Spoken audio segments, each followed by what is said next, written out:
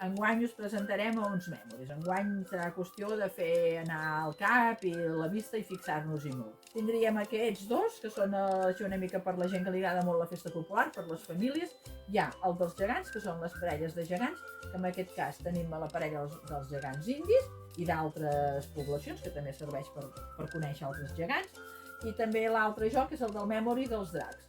En aquest cas tenim la Bíblia de Reus. I després els altres, que doncs, també ja fa temps que tenim, són aquests altres que aquests serien més familiars, perquè també són memories, però són una mica més difícils perquè la parella no és tota igual. Per exemple, aquí descobriu les petjades.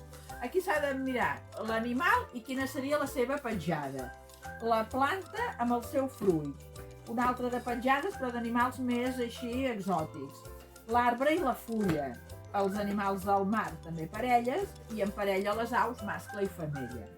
Per tant, és fixat, jugar i sobretot aprendre.